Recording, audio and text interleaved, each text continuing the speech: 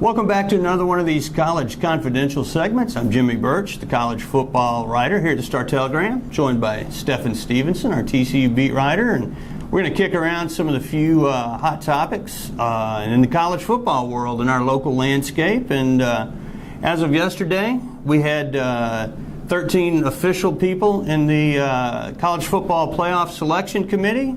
Doesn't mean a lot for this year because it'll be in effect next year. But what would be interesting is if it was in effect this year. You know, you got three pretty good teams in the state of Texas right now: A&M, Texas Tech, Baylor, that you could make arguments for, and if they were to play their way into that, then I think if it were alive this year, who would do it? I think, as you and I discussed, the offenses for A&M and Baylor might be too much for somebody with a week's preparation to get ready for, if that's how it comes down. Mm-hmm. I think Texas Tech, if we're talking about the teams right now, this year, I still believe Texas Tech's going to lose probably 3 games before the season's out. Wouldn't shock me. No. And Baylor's probably not going to go undefeated, although they handled themselves just fine at Kansas State.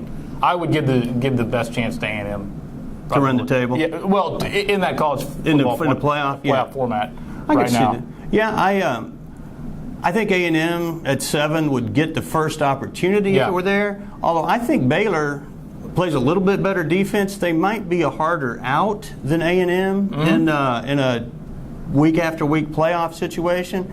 But I tell you what, it'd sure be fun to see either the Aggies or Baylor in that situation. It'd be fun to see them play each other, wouldn't it? Yeah, it would be fun. Well, speaking of that, do you think what we do have is this year is a chance for a national championship? Top 2.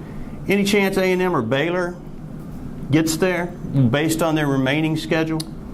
Well, A&M, if they can run the table with just one loss, coming from the SEC, as you've pointed out, that SEC teams can make it to the championship with one loss. We've seen that they're kind of granted a little bit more of a safety net being an SEC team than some other people are. And when you've won 7 straight national championships, perhaps that's not such a bad idea. Yeah, you probably deserve it. I think I don't think Baylor or Tech are going undefeated, and I just don't, with the lack of respect that the Big 12 seems to be getting, rightly so probably this year.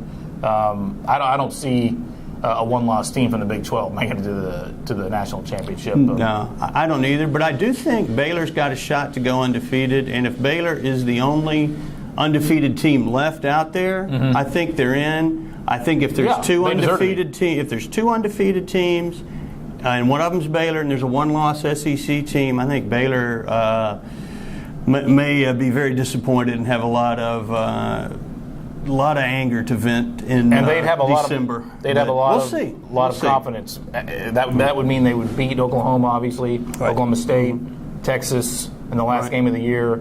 They'd have a lot of momentum too. So they would. It'd be fun to track over the last half of the season. And another interesting item to track here in the next 6 weeks: the Texas Longhorns. As we both wisely predicted last week, or didn't. I believe both of us might have picked Oklahoma to win that game. I'd have to review the videotape. But along with 99.9% of the world who were shocked, so were we. I still can't Mac laid the wood to the Sooners. And the way they did it. Oh, yeah. Dominant performance. Hey, is a Mac Teflon until next season with that win?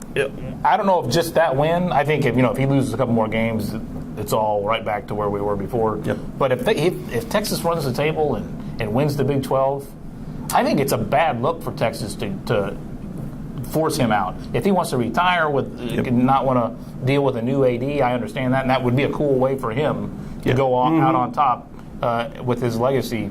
But man, if they got their stuff together with this win and they can, the schedule's friendly to the Baylor game. It really is. And finish with the Big 12 title, man.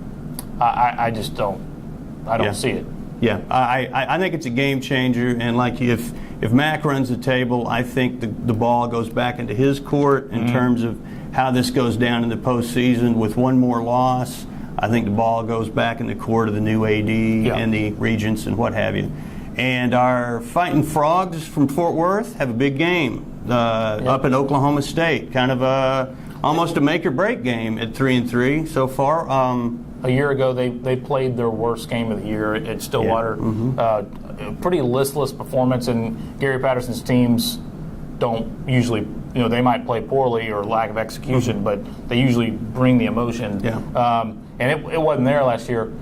If it would be an upset, obviously, to beat number 21 for TCU, but if they could pull it off, they could regain some of that preseason hype that they had, and deservedly so. And then it would really put the Big 12 in flux. And it would, and that seems to be. There seems to be an upset every week. This is one you could circle and say, "Hey, this could happen." The road game is a problem, but Oklahoma State isn't the team that we thought they would be in July. The team I thought it would be in July when I picked them to win the league. It'll be it could go any direction Saturday. If TCU offense does anything, they have a good enough defense to win some games that they maybe aren't expected to win. So TCU fans are still looking for the offense to have that breakout game. I don't really think the SMU game counts. It was SMU. It was at home. It was home. They need to do it against Big 12 teams. They do, and if it doesn't happen this week, they're starting to run out of time to do it in a meaningful fashion. And hey, that's all the time we got for today. We appreciate you tuning us in. Read us on StarTelegram.com, and have a great day.